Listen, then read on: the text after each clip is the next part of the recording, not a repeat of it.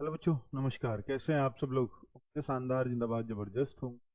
बच्चों, रेलवे का जब भी नाम आता है तो उसका एक बहुत बड़ा कंपटीशन नजर आता है। उसमें भी सबसे बड़ा कंपटीशन अगर देखा जाए तो टीपीसी की वैकेंसीज में होता है। जी हाँ। और मैं पिछली बार की बात करूं तो वैकेंसी जरूर 35,000 थी, लेकिन 1,26,00,000 फॉर्म थे, जिसको देख करके रेलवे भी सन्न रह गया था कि 1 करोड़ से ज्यादा फॉर्म कैसे आ सकते हैं। तो ये बेरोजगारी भी आप ही की बढ़ाई हुई है, इसलिए आ सकते हैं। उन्होंने बाद में सोचा। कुल मिलाकर के अब जब उन्होंने देखा है कि चलो भाई, पहले 35,000 थी, अब उसके मुकाबले काफी 11-12 हजार ही वैकेंसी कर दी है, तो फॉर्म भी 1 तिहाई के आसपास आएंगे, ऐसा उम्मीद रही होगी। बट इस बार भी बिल्कुल सन्न रह गए हैं। और सन्न क्या, दंग रह गए, जो भी आप कहिएगा। कुल मिलाकर के इस बार भी बहुत बड़ा एक फॉर्म का, मतलब ये बेरोजगारी है। हम तो इसको ये नहीं कहेंगे कि ये फॉर्म की इस वजह से आए उस वजह से आए, नहीं। बच्चों को नौकरी चाहिए, चाहे उनको कहीं भी मिले। उन्हें सरकारी नौकरी से लगाव है, क्योंकि उनको कहीं और रोजगार नहीं मिल रहा है।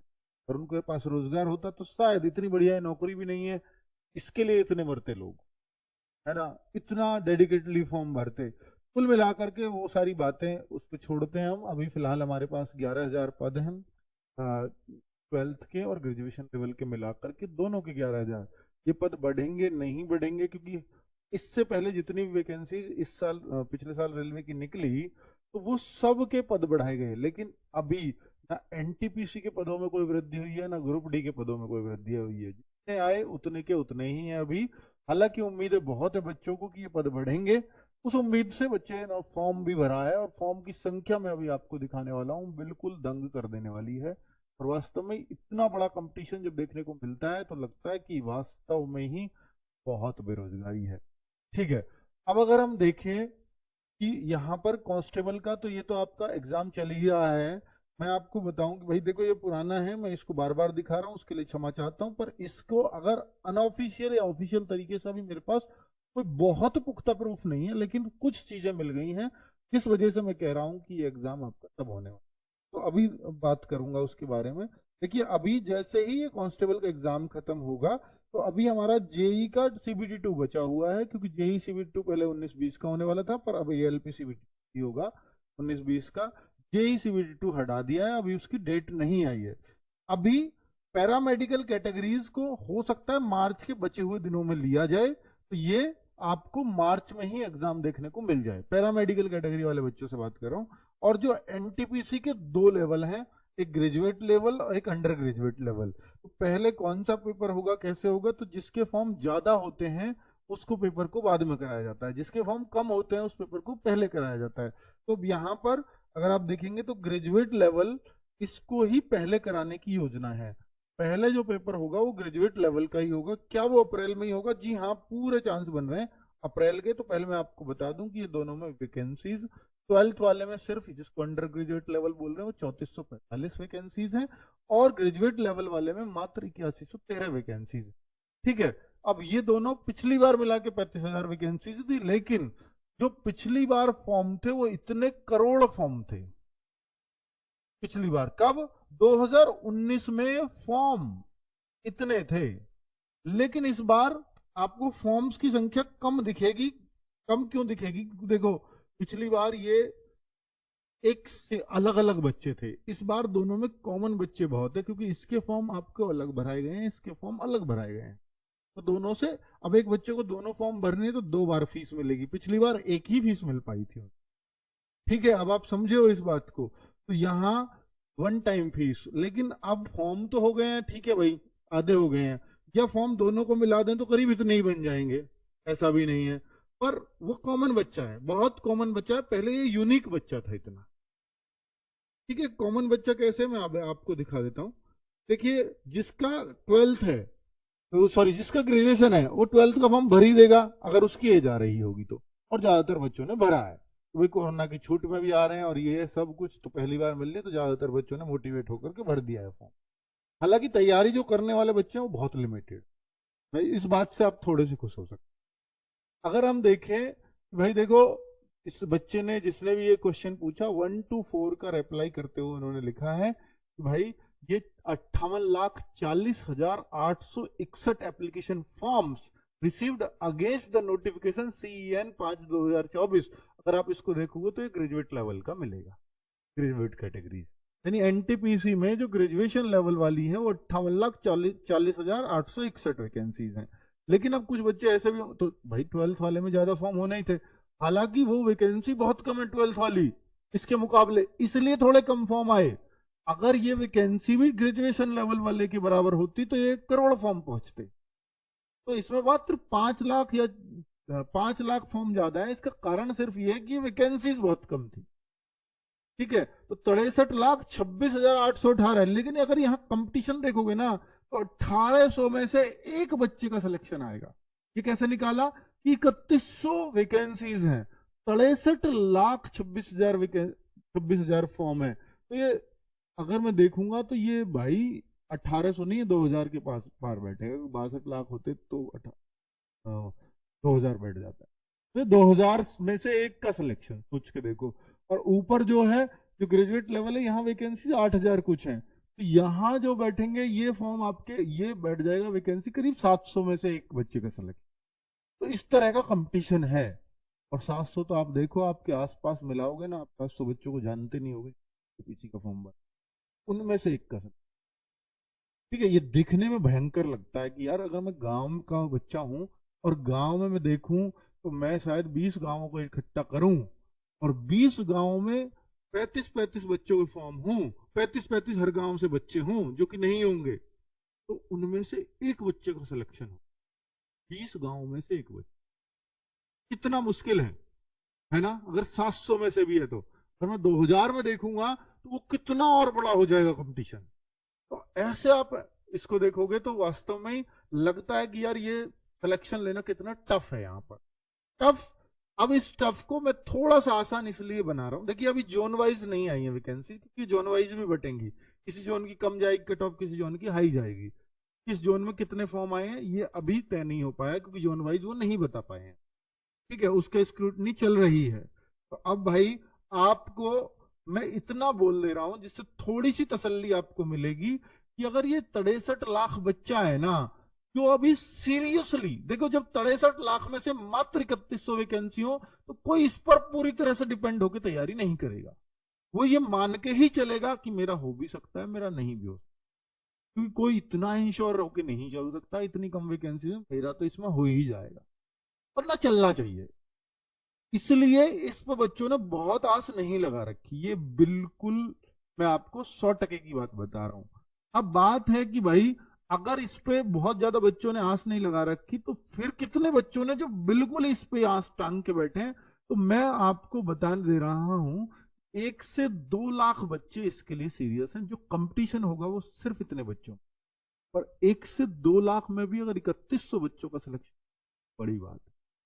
ठीक है, क्योंकि अगर मैं CHSL में देखूं तो CHSL में SSC के अंदर आती है इतनी वैकेंसी। एक बात सोच के देखना, 3-3.5 हजार वैकेंसी SSC CHSL के अंदर आती है, उतनी ही वैकेंसी आई है।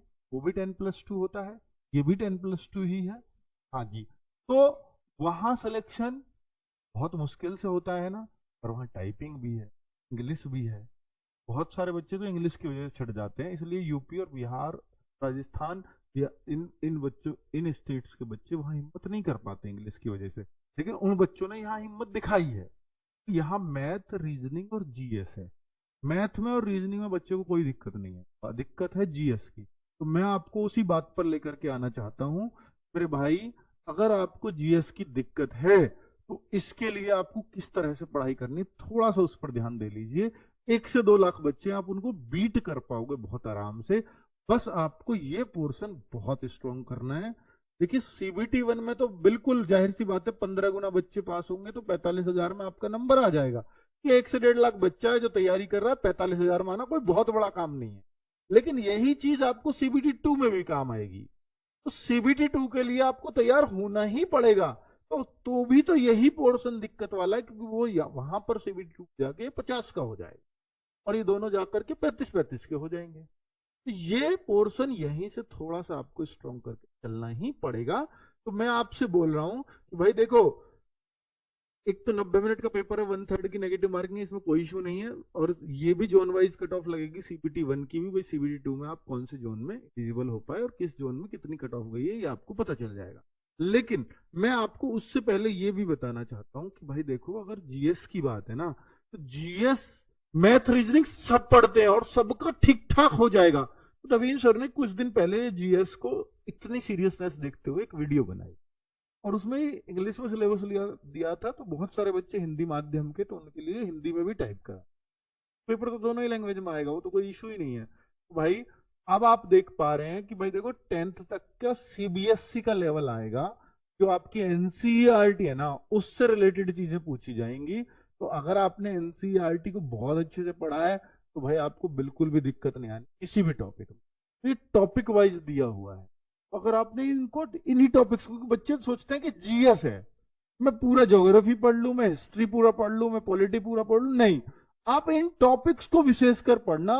और अभी तक रेलवे की खास बात रही है कि वो अपने टॉपिक से बाहर नहीं जाता, और जब टीसीएस पेपर बना रहा हो स्पेशली तब कि वो रहेगा टॉपिक्स के अंदर ही, बाहर नहीं गया। आप पीछे पेपर उठा के देखो, जितने भी क्वेश्चंस आए हैं, जो सिलेबस दिया है एज इट इज उन्हीं से क्वेश्चन आए हैं। भाई अगर आप जीएस को भी इसकी को मुट्ठी में करना चाहते हो, तो मेरे ख्याल से आप सब बच्चों को इसको ध्यान से देखना चाहिए। और आपका एग्जाम ये तय है कि भैया अप्रैल लास्ट में, मतलब हो सकता है पहले हो जाए वो अलग बात है, पर अप्रैल लास्ट में जरूर शुरू हो जाएगा एग्जाम, क्योंकि पूरी तैयारियां हो चुकी है। आरपीएफ का एग्जाम होना था, वो हो लिया है। उसमें बहुत ज्यादा आपने देख ही लिया है कि उसमें बहुत ज्यादा वो नहीं बचा है। देखोगे आप 18 मार्च को आरपीएफ खत्म है, फिर रेलवे फ्री है। पैरामेडिकल के मुट्ठी भर बच्चे, हो सकता है वो मार्च में खत्म कर दिया जाए, अप्रैल में किसी भी डेट से आपका एग्जाम हो जाए। लेकिन मैं इतना आपको कह रहा हूं, भाई देखो जब इतने दिन से हम लोग तैयारी करा रहे हैं, इतना पता है कि जितना भी अभी रेलवे का पैटर्न रहा है, तो रेलवे ने पैटर्न ये अपनाया है कि ये कम से कम 1 से 1.5 महीने पहले इन्फॉर्म कर देती है कि भाई आपका एग्जाम तब से होगा। तो यानी इतना तो तय है कि जैसे होली खत्म हो गया, होली से पहले नोटिस आने की उम्मीद भी कम लग रही है। तो 14, 15, 16, 16 का आपका संडे है, 16 के बाद का जो वीक है यानी 17 से 23, उस दौरान आपको शायद ही एग्जाम डेट डिक्लेयर कर दें। और एग्जाम डेट डिक्लेयर करेंगे तो जाहिर सी बात है कि 1 महीने का समय भी मिलेगा, या जब भी ये डिक्लेयर होगी उससे 1 महीने का ही समय आप मान करके चलें, क्योंकि जितने भी एग्जाम पहले इन्होंने डिक्लेयर किए हैं वो 1 से 1.5 महीने का ही समय दे करके चले हैं। तो आप ये ना माने कि अब बिल्कुल भी कि भाई अप्रैल में चांस नहीं है। अप्रैल में अभी भी बहुत चांस है। पूरे मार्च में कभी भी नोटिफिकेशन आ सकता है। अगर 31 मार्च तक भी आया तो भी अप्रैल के लास्ट डेट में पॉसिबल है। ठीक है, तो इसलिए ये तो सोचे ही ना कि नोटिस अब तक नहीं आया एग्जाम का कुछ, तो अब अप्रैल में नहीं होना। तो अप्रैल में पूरे पूरे चांस अभी भी बचे हुए हैं। मेरा आपसे कहने का मतलब है कि जीएस के इन टॉपिक्स पर विशेष गौर देना।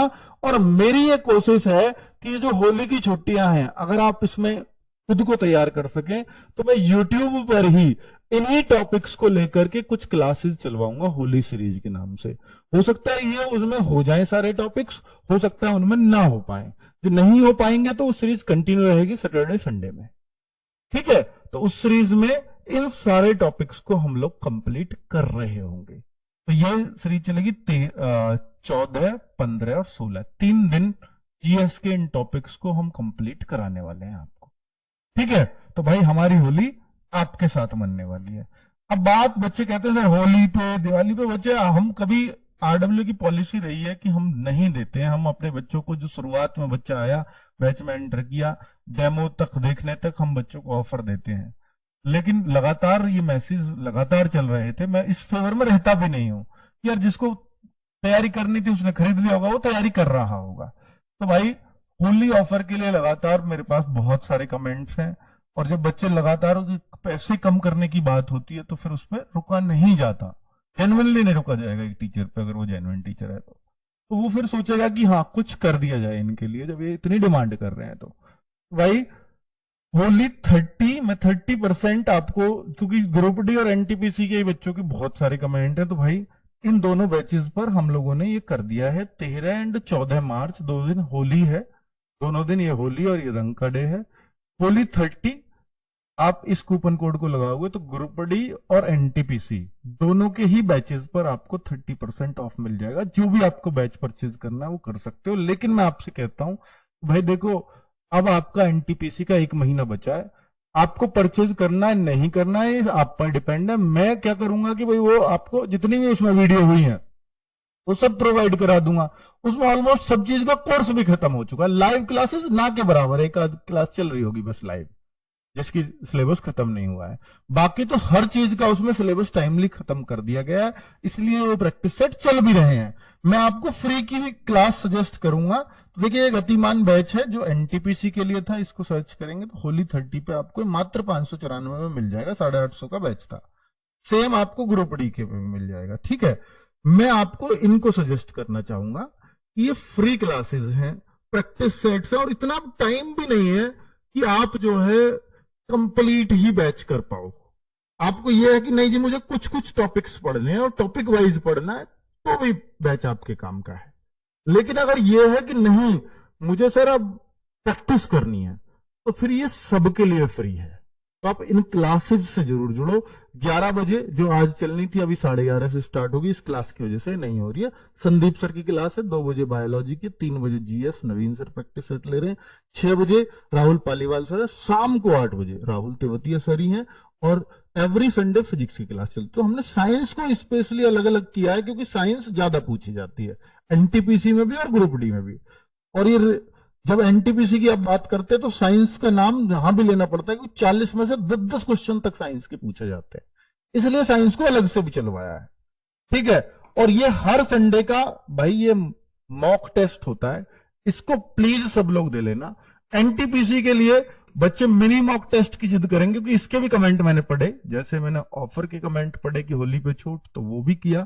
तो मिनी मॉक मैं फ्री जो है स्टार्ट करवा दूंगा, ये सभी बच्चों को ऐप पर मिलेंगे, बट ये तब मिलेंगे जिस दिन डेट डिक्लेयर हो जाएगी। एग्जाम डेट डिक्लेयर होने के बाद